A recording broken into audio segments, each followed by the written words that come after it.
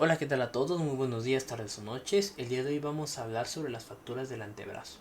Lo más importante antes de adentrarnos es conocer que el antebrazo básicamente es la zona del cuerpo que está entre el codo y la muñeca. ¿Ok? Las fracturas de muñeca y mano, bueno, las vamos a ver más adelante, pero sobre todo estas de antebrazo son muy relevantes porque tienen una gran incidencia a nivel pediátrico, ¿sí? Entonces, por eso es importante conocerlas. El antebrazo, bueno, va a ser compuesto por dos huesos, que sería el radio y el cúbito, donde el radio es más externo y el cúbito, pues bueno, va a ser más interno, ¿ok? Entonces vamos a empezar con un repaso anatómico, un repaso rápido anatómico, en donde vamos a empezar hablando del cúbito. El cúbito lo vamos a tener como un hueso largo y medial. Recordando que pues en los huesos largos la porción de la diáfisis, que sería todo esto que está acá, es de tejido compacto y la porción de las extremidades va a ser sobre todo, o epífisis, tejido esponjoso, ¿ok? Entonces va a ser un hueso largo y medial, sobre todo porque está en esta porción media, en posición, si vemos en posición anatómica, pues está hacia adentro de nuestro cuerpo, justamente a la altura del meñique, ¿no? En esta parte que es importante conocerla, el meñique pues va a tener al cúbito y pues va a tener una forma de prisma triangular en donde vamos a encontrar una cara anterior, una cara posterior que aquí no se ve y una cara interna, ¿ok? Que la cara interna va a ser la que nosotros vamos a sentir cuando toquemos nuestro bracito. El borde, y también va a tener bordes, un borde anterior, un borde posterior, que bueno, aquí no se ve, y un borde externo, ¿no? Que sobre todo el borde externo, pues va a ser el que va a dar hacia afuera y en donde se va a estar insertando una pequeña membrana, que es la membrana interósea, ¿ok? Esta membrana interósea que sobre todo es importante porque es donde va a terminar la articulación con el radio y así pues vamos a tener una zona muy adecuada. En la cara anterior, que sería esta que vemos acá, vamos a encontrar el foramen nutricio o al agujero nutricio, es decir, la arteria principal del hueso penetra en esta cara y le da toda su nutrición. Hacia la cara posterior, que bueno, aquí sería la que está detrás de este agujero nutricio, ¿no? Es decir, hasta aquí, vamos a ver que es una gran zona de inserción muscular. ¿Para cuáles músculos? Bueno, sobre todo van a ser aquellos músculos que tienen la función de ayudar a los dedos, ¿no? Sobre todo estos músculos de los dedos van a ser muy importantes en la inserción de la cara posterior. En la cara interna, que sobre todo esta cara interna va a ser de características subcutáneas. De hecho, si ustedes ponen el brazo en posición anatómica y empiezan a palpar desde el meñique, pues bueno, van a sentir directamente lo que es un hueso y este hueso que se siente aquí de manera superficial es básicamente el cúbito, ¿ok? Esta cara, pues como les digo, va a ser subcutánea. Ahora vamos a hablar del borde anterior. El borde anterior, que sería básicamente el que viene como por esta zona de acá, va a servir para la inserción del flexor común de los dedos, ¿ok? ¿Y este qué? Pues bueno, es un músculo que va a ayudar a flexionar los dedos como cuando queremos empuñar la mano. El borde posterior, que sería básicamente el que inicia en esta zona, va a ser desde el olecranon, que el olecranon recordemos que es esta, bueno, les digo que es esta elevación, ahorita lo vamos a ver mejor cuando veamos la extremidad superior, y bueno, este olecranon va a ser el inicio del borde posterior y va a terminar casi hasta la última zona que es el capítulo, ¿ok? O capitulum, como algunos le denominan, y esta zona del proceso estiloides, sobre todo hasta aquí, ¿no? Que vendría todo este borde posterior que empieza desde el olecranon y termina hasta la extremidad inferior del cúbito. En cuanto al borde externo, es decir, si nosotros vemos esta cara anterior, esta sería el borde interno o la cara interna, que justamente es la subcutánea, la que les digo que palpamos si empezamos a sentir prácticamente desde el meñique o en esa zona del meñique, mientras que la cara externa va a dar hacia afuera y esta no va a ser palpable porque va a ser un extremo muy afilado, que es esta que está aquí, que de hecho se llama la cresta interósea, que es esta misma que se ve aquí, esta que está hacia adentro, en donde se inserta la membrana interósea. ¿Que para qué sirve esta membrana interósea? Bueno, sobre todo es para la unión que tiene el radio y el cúbito formando la articulación radiocubital. Es decir, va a ser esta zona en donde va a haber un gran ligamento en medio, que este gran ligamento es la membrana interósea, que justamente mantiene unidos a los dos huesos, tanto al radio como al cúbito. ¿Ok? Esa sería la membrana interósea en el borde externo, que es un borde muy afilado. Ahora, como es un hueso largo, todos los huesos largos los vamos a dividir en tres. En una extremidad superior, en una diáfisis o en una zona del cuerpo como tal, y en una extremidad inferior. La extremidad superior se va a ver caracterizada porque tiene la gran cavidad sigmoidea, ¿ok? De hecho va a tener dos, la gran cavidad sigmoidea y la pequeña cavidad sigmoidea. Pero en este caso la más importante es esta gran cavidad sigmoidea, sobre todo porque va a tener una de las más grandes apófisis que pues tiene toda la zona del miembro superior, que se llama olecranon, ¿ok? El olecranon, sobre todo, pues va a ser esta gran porción con un pico, que este pico, pues bueno, está en esta región de aquí. Y sobre todo, el olecranon es la zona del hueso que se va a terminar de insertar en la fosa olecraniana cuando el brazo está en extensión. Es decir, cuando tú extiendes el brazo, al final de cuentas sientes como una pequeña bolita que llena una fosa. Pues esa bolita que ha llenado una fosa es el olecranon sobre la fosa olecraniana. Eso sería en cuanto a la parte posterior de esta gran cavidad sigmoidea, ¿ok? O sea, esta gran sigmoidea va a tener dos porciones, una anterior y una posterior, en donde la posterior va a ser ocupada por el olecranon y la anterior va a ser ocupada por la apófisis coronoides, y de hecho también va a tener un pico. ¿Estos pueden fracturarse? Sí pueden fracturarse, por eso es importante conocerlos. La coronoides sobre todo va a ocupar la fosa coronoidea, que es el mecanismo principal de cuando estamos en flexión. Es decir, cuando hay una flexión y llevamos el brazo hacia adentro, pues la apófisis coronoides va a ocupar la fosa coronoidea y ahí es donde va a tener esta mejor inserción. ¿Ok? Además, en esta región de aquí, vamos a tener esta zona que es la gran cavidad sigmoidea, y aquí sobre todo vamos a tener a la pequeña cavidad sigmoidea. Que esta pequeña cavidad sigmoidea sirve para que la cabeza del radio, que vamos a ver más adelante que es redondita, pues pueda girar sobre esta porción de acá. En cuanto a la extremidad inferior, que sería esta que está aquí, vamos a ver a la cabeza o capitulum, capitellum, etcétera, como lo encuentren, pero bueno, es la cabeza sigmoidea, o la que va a chocar, mejor dicho, con la cabeza sigmoidea del radio, ¿ok? O con la cabeza sigmoidea del radio, mejor dicho, la cabeza se inserta en la cabeza sigmoidea del radio, no es que choque, se inserta directamente. Va a tener un surco que vendría en toda esta porción de acá para el tendón cubital. Es decir, es el tendón grande que va a estar apoyando y abrazando a este hueso que es el cúbito.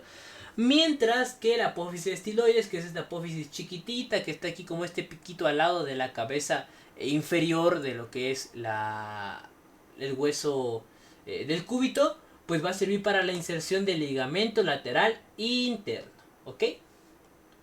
Bueno, ahora vamos a pasar al radio, y el radio también va a ser un hueso largo y también va a tener la forma triangular, y esta forma triangular sobre todo se debe gracias a las distintas caras y bordes que presenta el hueso. Vamos a ver que el anterior presentaba una cara anterior, una cara posterior y una cara interna. Este presenta una cara anterior, una cara posterior, que bueno, aquí no se ve, pero sería como esta que viene por acá, y una cara externa. ¿Por qué externa? Porque sobre todo es la que se siente cuando nosotros empezamos a palpar, pero desde el pulgar, en lo que se le llama como tabaquera anatómica, ¿no? Esta que se siente aquí por todo el pulgar, y tú lo vas sintiendo, y vas sintiendo como un reborde duro, pues este reborde duro es el radio, ¿ok? En cuanto a la cara anterior, al igual que su predecesor el cúbito, va a tener el agujero nutricio y por lo tanto va a servir para la nutrición del hueso. La cara posterior también sirve para la inserción muscular. Aquí sobre todo va a ser para el músculo abductor largo. ¿Qué es esto? Es el músculo que básicamente hace que nuestro antebrazo se vaya hacia afuera, ¿no? Como cuando queremos dar la indicación de que una persona se está yendo como hacia atrás o de que estamos como haciendo un movimiento de flexión, pero hacia afuera, esta abducción, pues bueno, es apoyada por este abductor largo, ¿ok? La cara externa, que como les digo es esta cara que es palpable cuando la sentimos desde el pulgar, y en posición anatómica pues sería esta que viene por acá, va a ayudar para la inserción del músculo pronador redondo, que de hecho este va a ser muy interesante y muy importante, sobre todo cuando veamos el tratamiento de las lesiones, porque es importante ver a qué nivel con respecto a este han ocurrido, y así, bueno, a ese nivel vamos a entender cómo llevar a cabo un mejor tratamiento. El borde anterior va a tener desde la tuberosidad bicipital, va a llegar hasta la apófisis estiloides, o sea, va a venir desde aquí hasta aquí, que sobre todo va a ser para esta inserción muscular. Y el borde posterior, que bueno, está detrás este es el borde anterior, y el borde posterior está detrás pues bueno, va a ayudar a esta mejor inserción, sobre todo en la parte media, y puede llegar a palparse cuando nosotros pues checamos desde la porción posterior del brazo. El borde interno, que sería este que viene por acá, ayuda a la membrana interósea. Si recuerdan, el borde externo del cúbito ayudaba a la membrana interósea. Y aquí es al revés. El borde interno, es decir, el que apunta hacia adentro, el que apunta hacia el estómago, pues va a ser el que ayuda a la inserción y a que tenga un mecanismo adecuado la membrana interósea, ¿ok? Entonces esta membrana interósea que va a estar en esta cara de acá va a ser la que se va a insertar en la misma cara, pero del hueso cúbito o del hueso cubital. Luego vamos a tener a la extremidad superior, que sería esta que está aquí, y como les digo, como es un hueso largo, tiene una extremidad superior, un cuerpo y una extremidad inferior. La extremidad superior va a ser plana y sobre todo va a ser larga. Presenta una cabeza, que se dan cuenta es una cabeza redondita, que está o que es diseñada así a propósito para que esta cabeza redondita gire sobre la pequeña cavidad sigmoidea, y allí es donde se produzca el movimiento de pronosupinación. De hecho, esta curvatura normal que tiene el radio es muy importante para que, por así decirlo, cabalgue a lo que es el hueso cubital, y así pueda generarse un mejor acomodo de la pronación y un mejor acomodo de la supinación. ¿Ok? En cuanto al cuello, pues bueno, básicamente el cuello sirve para la comunicación entre la cabeza, que es la zona que está aquí, y el resto del cuerpo. Y bueno, finalmente va a tener una pequeña tuberosidad bicipital, que aquí es tuberosidad radi, que es esta que viene por aquí, que es la misma que les digo que viene en este borde anterior. Aquí va a estar iniciando justamente desde la extremidad superior, y va a ser sobre todo para la inserción del músculo bíceps, ¿ok?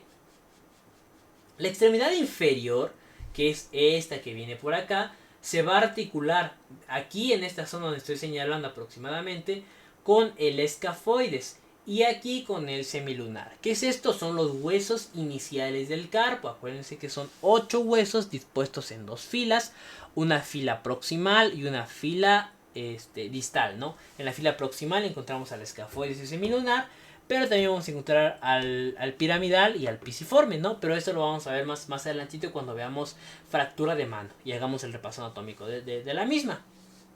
En la cara anterior, de hecho, la extremidad inferior, algunos autores recomiendan dividirla en como triángulo, ¿no? La cara anterior, sobre todo, sirve, que sería esta que vemos como por aquí más o menos, aunque bueno, cuesta verlo un poquito. Pero bueno, esta cara anterior que tenemos aquí va a servir sobre todo para la inserción del músculo pronador cuadrado. De hecho, si ustedes recuerdan, en la cara externa estaba la inserción del músculo pronador redondo, pero aquí abajo va a estar el músculo pronador cuadrado. ¿Ok? En la cara posterior, que bueno, si esto es anterior, esto que no se ve aquí, pues es decir, esta que vendría por acá, sería la cara posterior, y va a ser la que lleve canales tanto externos como internos para el transporte de vasos, ¿no?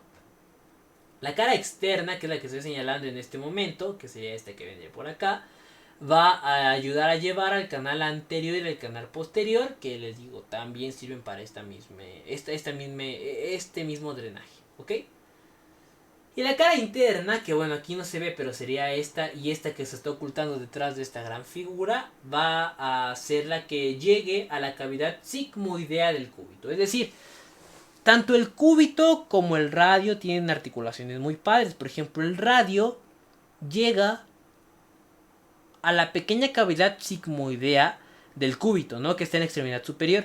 Sin embargo, el cúbito se amarra, por así decirlo, de la cara interna del radio, en su cavidad sigmoidea, ¿ok? Esta es una pequeña representación de este grupo óseo, y sobre todo esta es la curvatura que les decía, ¿no? Es una vista posterior, sobre todo. Y este igual, bueno, aquí el codo con el olecranon, es esta vista que estamos viendo acá. Sobre todo va a ser esta membrana interósea, ¿no? La que va a estar uniendo. Este es el borde externo del cúbito. Y este es el borde interno del radio. Entonces se juntan el interno con el externo. Y van a dar el músculo. O la membrana interósea como tal. ¿Ok? Bueno. Ahora sí vamos a pasar a lo que son las fracturas. Y para empezar es importante decir que existen varios mecanismos de fractura. Bueno, en general lo más común es que sean directos. Pero van a existir varias clasificaciones. Por ello es importante aprender a diferenciarlas y aprender a meterlas en donde corresponden. Por ejemplo, si es fractura de ambos brazos, nos vamos a dar cuenta que sobre todo todavía van a haber fragmentos unidos, o no va a haber una ruptura tan enorme y tan desplazada, porque van a seguir apoyados de la membrana interósea, ¿no? De hecho, un tip es que cada que hablemos de antebrazo, pensemos directamente en en lo que es la membrana interósea, ¿ok? Porque la membrana interósea va a ser esta que va a permitir la unión tanto de la porción del radio con el cúbito, ¿ok? Esta, sobre todo, va a impedir los movimientos de pronosupinación, porque, bueno, hay una fractura de ambos brazos y por lo tanto los movimientos naturales que debe de hacer el radio, por ejemplo, que es de cuando gira, como que cabalgarse un poquito sobre lo que es el cúbito, pues obviamente no los puede realizar porque está fracturado. Entonces por eso es importante conocer este mecanismo que les estoy contando, que es básicamente por la pronosupinación, y que esta pronosupinación que bueno está ocurriendo es la que el exceso puede llegar a causar alteraciones graves. No es una afección tan común esta fractura de diáfisis. Sobre todo el 75% de todas estas a nivel de antebrazo va a ocurrir en el fragmento distal. Como vamos a ver un poquito más adelante, va a ser la fractura de Colles o de Coles, como se le diga. Y el otro 20% va a afectar sobre todo a la diáfisis medial. Es decir, esta porción que viene por aquí, esto que sería la diáfisis medial, es la zona más afectada después del fragmento distal. El mecanismo, bueno, sobre todo es por en los adultos, en un trauma directo, es un golpe directo a nivel del antebrazo. Sobre todo cuando utilizamos, así como en esta imagen de acá, aunque aquí se está cubriendo el sol, pero imagínense que es un golpe, ¿no? El que le van a propiciar en esta zona de acá, y por lo tanto utiliza el antebrazo como un escudo. Es uno de los mecanismos más importantes para la producción de este tipo de fracturas. Sin embargo, no es lo mismo. Por ejemplo, en niños puede generarse por una caída con el apoyo de la mano. Es decir, el niño se cae y la mano la deja abierta. Y básicamente todo el brazo pues se hace hacia atrás y hacia adentro. ¿Ok? Es decir, hace como este movimiento de... O sea, caer aquí, dejarse la base y se va tanto hacia atrás como hacia adentro, ¿no? En la clínica, ¿qué vamos a encontrar? Bueno, principalmente rara vez llegamos a encontrar desplazamientos, pero sí los hay, ¿ok? De hecho, si se dan cuenta, aquí podemos ver este trazo, ¿no? De fractura y esta porción anatómica que les estaba diciendo, donde este que está aquí pegadito al meñique, vamos a estar hablando de que es el cúbito, y este que está pegado al pulgar, pues bueno, va a ser el radio, ¿no? Y bueno, aquí vamos a encontrar la fractura en ambos niveles, a nivel de ambas estructuras, de ambos huesos, y sobre todo puede llegar a existir cierto desplazamiento, ¿ok? ¿Qué refiere el paciente? Refiere posición de Desault, es decir, es una posición en la que tiene el brazo pegado al cuerpo y no lo quiere despegar, y bueno, está en esta fase de que le duele mucho y pues obviamente se entiende el dolor, ¿no? Hay una deformidad del antebrazo, sobre todo pues bueno, por esta parte de la lesión directa. Se debe de cuidar sobre todo el nervio radial, que se dan cuenta en un movimiento de pronación, es decir, hacia abajo, es el que termina girando sobre el radio. Y también se debe cuidar al nervio mediano y al nervio cubital, que son los que pasan justamente, por ejemplo, el mediano, casi casi a nivel de la membrana interósea, y el cubital en la zona del cúbito, justamente.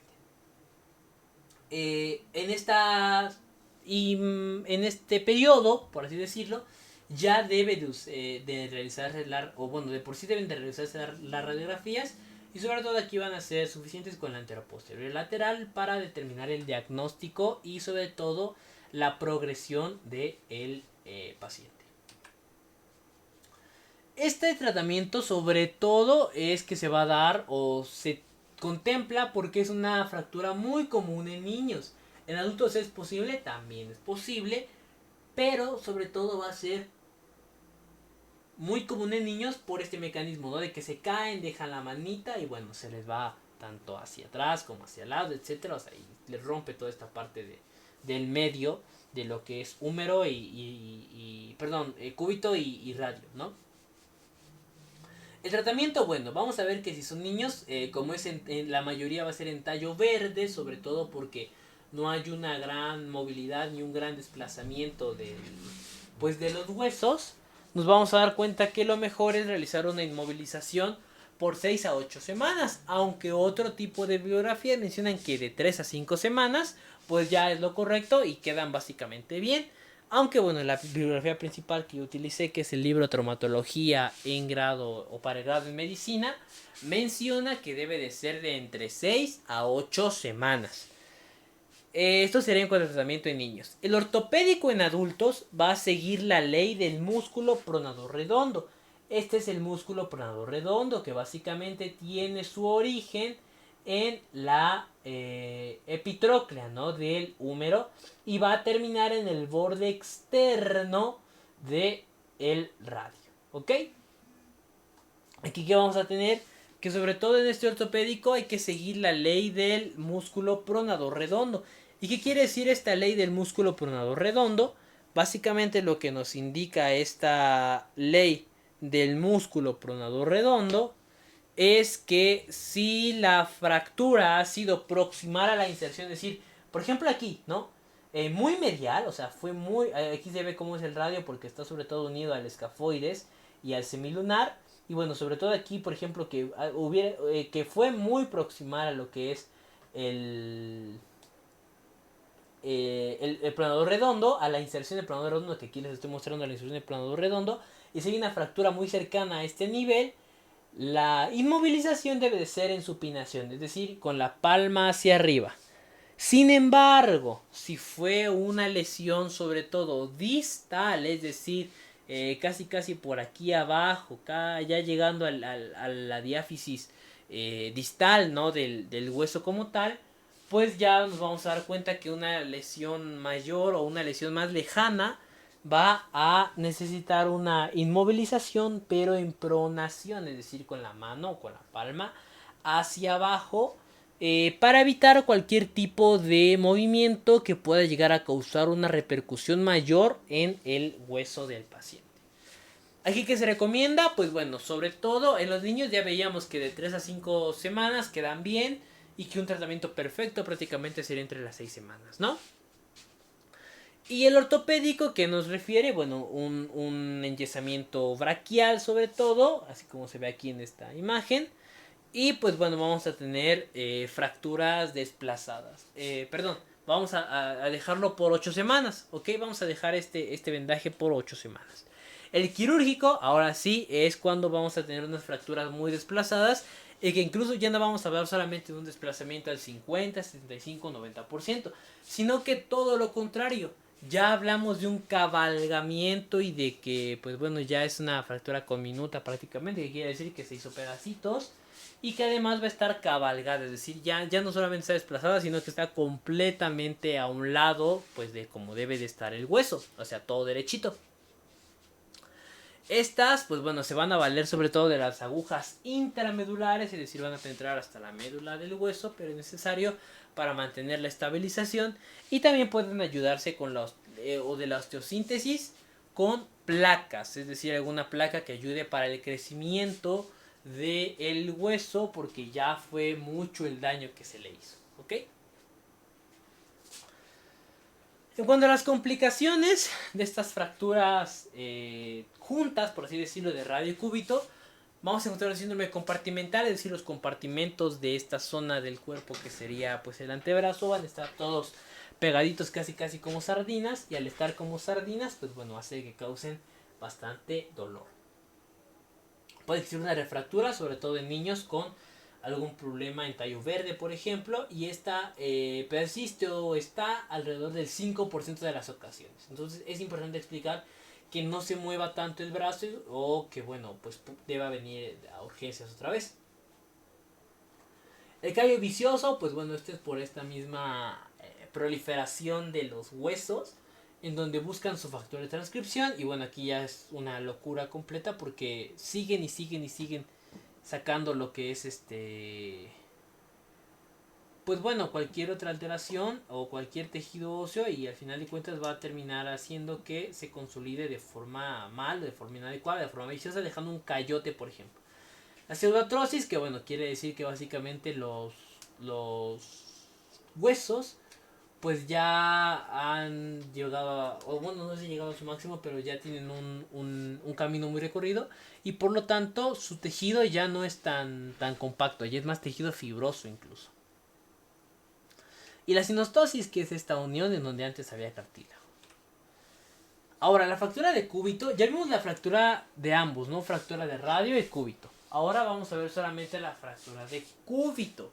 Esta fractura de cúbito, que si ustedes recuerdan de hace dos presentaciones, y veíamos que básicamente este tipo de pues de problemas llegaba a ocurrir en la edad pediátrica, ¿no? Y esta no es la excepción, sobre todo será un mecanismo de tipo trauma directo, como que se le llama la ley del bastonazo, es decir, cuando uno pone el brazo para recibir el golpe, y ahí es justamente donde puede llegar a fracturarse esta zona del antebrazo. El tratamiento que se busca es el menor desplazamiento posible, sobre todo para tener esta reducción adecuada de la motilidad y de la calidad de vida pues del paciente al final de cuentas. Va a tener sobre todo aplicada cuando hay un escaso desplazamiento, ¿no? Esta fractura. El radio, pues bueno, también va a tener o va a servir como parte de una férula, es decir, mientras no haya un yeso externo, el radio, como solo se ha fracturado el cúbito, va a ayudar a su estabilización, ¿ok? Es su buen amigo de ambos. Y la movilización braquial, que es más o menos similar a esta, la anterior pues era más cortita, si se dieron cuenta, pero esta es un poquito más larga, va a ser alrededor de 8 semanas, ¿ok? Las fracturas en tallo verde, pues bueno, como ustedes saben, hay bastantes factores en la infancia que hacen que pues no se sufran tantas fracturas como si en el adulto, ¿ok?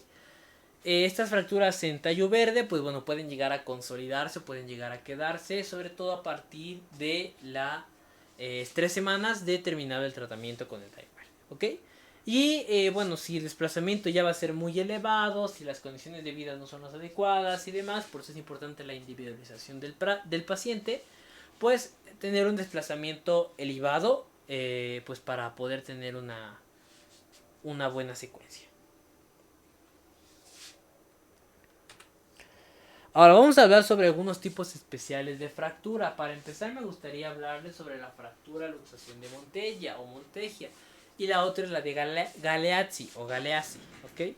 En la fractura del texto, en el texto mencionaba que podía llegar a existir esta fractura luxación de Montella, sobre todo cuando se afectaba el tercio proximal del cúbito, es decir, ustedes se dan cuenta aquí en esta radiografía, pues se ve como el tercio proximal y parte, de hecho es el tercio medial del cúbito, se ha visto afectado de forma grave, y cómo va a haber una luxación anterior del codo. Es decir, el codo se hace, o bueno, la cabeza del radio se hace hacia adelante justamente para evitar que pues tanto esta zona como esta zona lo puedan desplazar aún más y por lo tanto le puedan dar una complicación mayor. Es una fractura muchísimo más frecuente en niños, sobre todo por esta parte que les digo, pues de que todo el tiempo están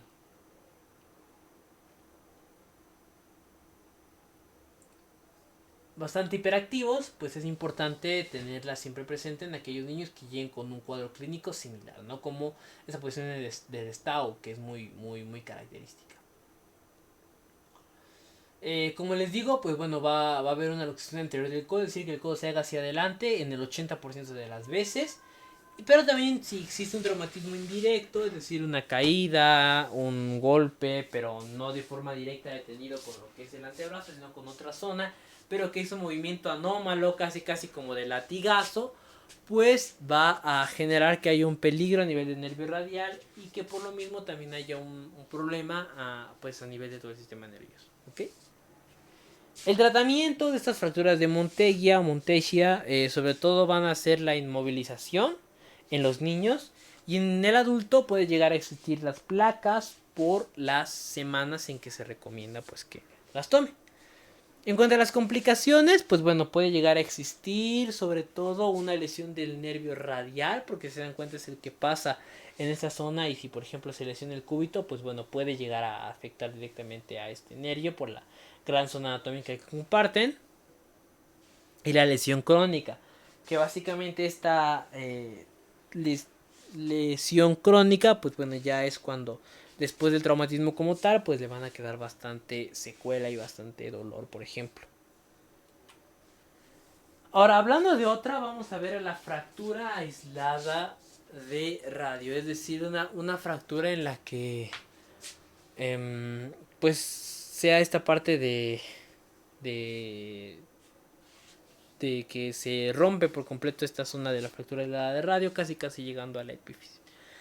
Vamos a encontrar que puede ocurrir en sus tercios proximales, en cualquiera, aunque sobre todo más común en el inferior. Hay una, bueno, la inmovilización que se debe de hacer sobre todo pues en este tipo de complicaciones va a seguir la ley del planador redondo, que si ustedes recuerdan era básicamente según la inserción muscular, porque si el músculo se inserta demasiado arriba, pues bueno, ya no se puede terminar, ¿no? Y bueno, va a generar un jalón más duro. Y bueno, la fractura de luxación de Galeazzi es muy similar a la fractura de Monteggia. De hecho, en muchos años se consideraron iguales, o más que iguales, tuvieron ciertas rivalidades por la clasificación, pero hoy en día ya sabemos que existen dos clasificaciones que sobre todo son bien importantes. Que sería esta, bueno, en cuanto a la fractura de luxación de Galeazzi va a estar sobre todo que es una fractura del tercio distal, es decir, casi llegando a la muñeca en los adultos jóvenes, ¿ok? Se dan cuenta todo lo que hemos visto anteriormente va a ser en adultos jóvenes. ¿Por qué? Por este riesgo o susceptibilidad a la enfermedad. ¿Qué más? Bueno, existe esta... Va a haber una luxación radiocubital. De hecho, aquí se dan cuenta, se aprecia ver muy bien. Este que está aquí es el radio. Esta sería la fractura que se ha producido. Y aquí, si se dan cuenta, se salió por completo el radio de su posición. ¿Ok? Perdón. Ese salió el radio por completo de su posición. Con lo cual, bueno, puede llegar a causar cierto padecimiento. Luego vamos a encontrar aquí esta fractura de Galeazzi va a ser rara en edad pediátrica. ¿Ok? No es común que sea en los niños. Sobre todo va a haber otra que es la fractura de Cois, que es así. Pero pues bueno, esta pues no tanto. Y sobre todo va a ayudar a esta caída con la mano apoyada, ¿no? Casi a 90 grados. Y por eso se produce un traumatismo indirecto porque, bueno, la mano gira sobre este eje y al girar sobre este eje va a terminar rompiéndose porque simple y sencillamente llega al fallo óseo y ya no aguanta, pues, la presión. Que es importante también mencionar que, bueno, en la clínica nos vamos a dar cuenta que va a haber dolor y tumefacción en la zona, es decir, está todo adolorido, con equimosis, hematomas, etcétera, en toda la región de lo que es pues esta zona del radio, ¿no? Que es donde ocurren estas fracturas de Galeazzi. Y bueno, la palpación también puede llegar a permitir percibir a lo que es la luxación como tal, es decir, ustedes sienten como hay una cosita salida por ahí, que esa cosita salida por ahí debe de reacomodarse, ¿ok? El tratamiento como tal de este tipo de lesiones va a terminar siendo quirúrgico en todo momento por la complejidad que conllevan. Van a valerse sobre todo de placas con tornillos y sobre todo de algún tipo de yeso braquial por alrededor de 6 semanas. ¿Ok? O sea, van a ser 6 semanas enteras en las que va a tener eh, toda esta porción de lo que es tener tornillos y placas y demás pues en el codo, ¿no? Yeso braquial, como les digo, es por 6 semanas. Y también se ha ayudado a utilizar, o se han apoyado sobre todo con lo que son agujas de Kirchner y clavos intramedulares. Pero bueno, eso es fragmento de otro video, ¿no? En un futuro. Y en los niños, pues bueno, se recomienda muchísimo el tratamiento conservador, ¿ok? Es decir, porque en ellos, pues bueno, la reducción es más acelerada y además, pues bueno, es lo más recomendable por esta misma consolidación tan rápida que ellos tienen.